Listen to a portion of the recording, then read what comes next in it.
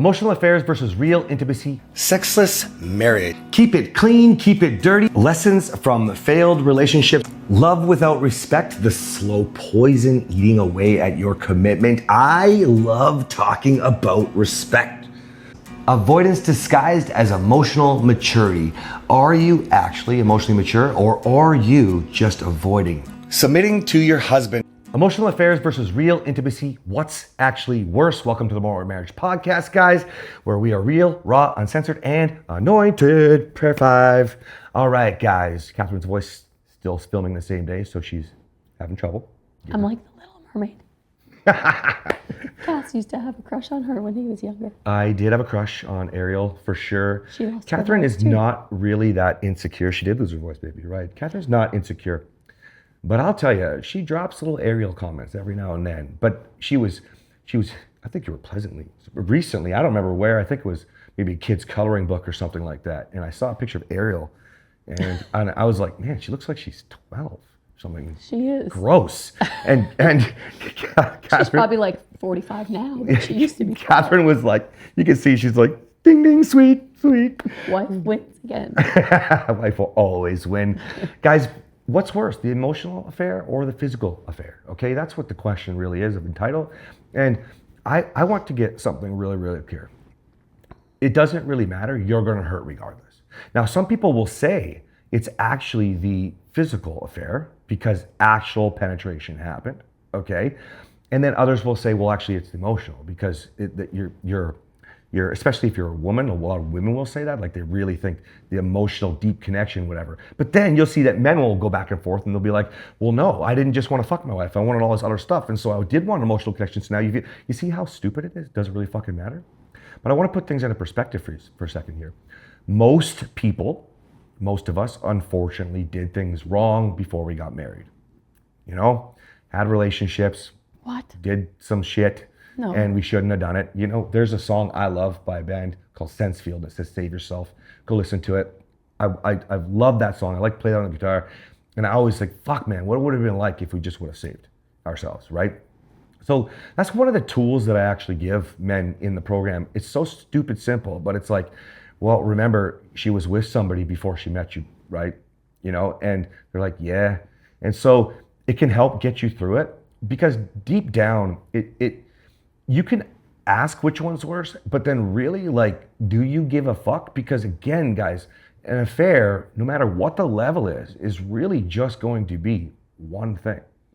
And that is that you're going to feel like you can't trust. You're going to want an apology. You're going to want to know why. And you're dealing with what we call the symptom, okay? So I don't think you need to waste any time on that. But what you can do is realize that if there is an affair, it always starts emotionally. Okay, there are people that go to have like one night stands with hookers. Say the guys in my program. Or one night stands at a bar or something. Correct, yeah, men and women who do that, right? We had a guy in the program once, I think for 13 months, we found out he was having like a new chick. He'd go out to go find somebody at the bar, whatever bar, probably different bars, I don't fucking know. But I wouldn't call those affairs. Okay, like it's a one night stand, so it's nothing to do with emotional. But again, Still an affair. Well, still an affair, yeah, but it's a different just level. different. Like I look at affairs more like He's not saying like, it's okay, just so I'm you're not aware. saying it's okay. I look at it more like it's an affair is like an ongoing relationship. That's a good point. Okay, and so, but then again, see, when we throw another thing at it, does it really fucking matter? Right? It's all bad. Let's break down that symptom with this one night stand. Okay, that's a symptom. Okay, and this man who is going to have a one night stand with a different woman every month. Okay, 13 months. When he's doing that, he's going there to feel loved, feel needed, feel wanted. Dudes that pay for sex even still feel that. I don't know how. You're literally transactional. Now it's not just like what you did with your wife, but this That's is like literally actually job sex. Yeah, literally job sex. Like Career now sex. I know that they might act a little more in their job sex, and whatever. Would it fucking matter? See, here's the thing. You go, well, which is worse, the person that paid for it? Well, that is gross. I mean, you're engaging in a relationship, but how do you know somebody else hasn't slept with 400 people? Like, we don't fucking know. I don't know what the number is for people these days, but like, at the end of the day, it's not what your partner did. This is really where I wanted to go with this, okay? It's not what your partner did wrong with the affair, okay? And today I'm going to stay away from the fact that we talk about usually what led up to it and what your responsibility in that was, okay? But it's not what your partner did when they did something wrong. It's what you want, okay? What do you really, really want with your marriage in the future, okay? If you can understand that you will want them again. Remember my line from when we filmed last time when I said, you know, I'll feel differently tomorrow. I'll feel differently in 20 minutes. I'll feel differently in 2 years, right? That's like, as long as you know you're moving forward, you will feel differently. You know, I always tease guys and I'm like, you won't fucking be insecure when she's sitting on your face every night or 3 times a week or whatever, okay? So like, the point is when you get where you want to go, right? It's actually much more than sitting on your face. Why? Because you're going to have an emotional connection. You're gonna have so many other things that you want to do. You're gonna have all these different levels of flirts and fun and conversations and goals. Like, it's going to be a new chapter. Look at us. We just bought a new acreage, okay? And now she's thinking about her animals. A homestead, correction. A homestead, sorry, Not thank you. acreage. And she's talking about the rescues.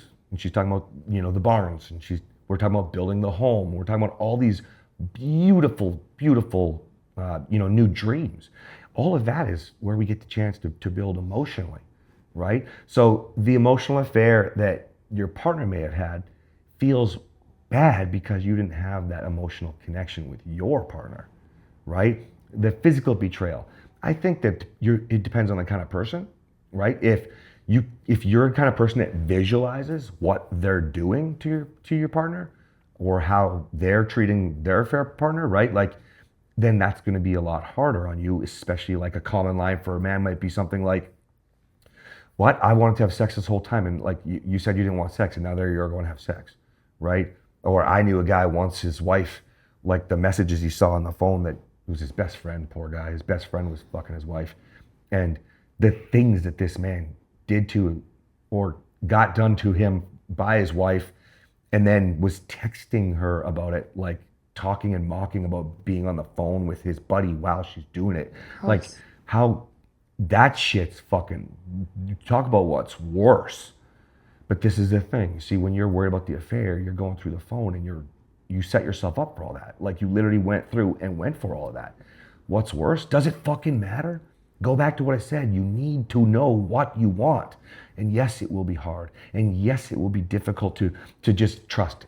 You don't just trust. Right? Remember what I said the last event? I said, what if it takes 4 fucking years? Well, you can do it better. Look at how we said insecurity can save you. Save your marriage. Go listen to that episode. You can do it better and you can get it faster.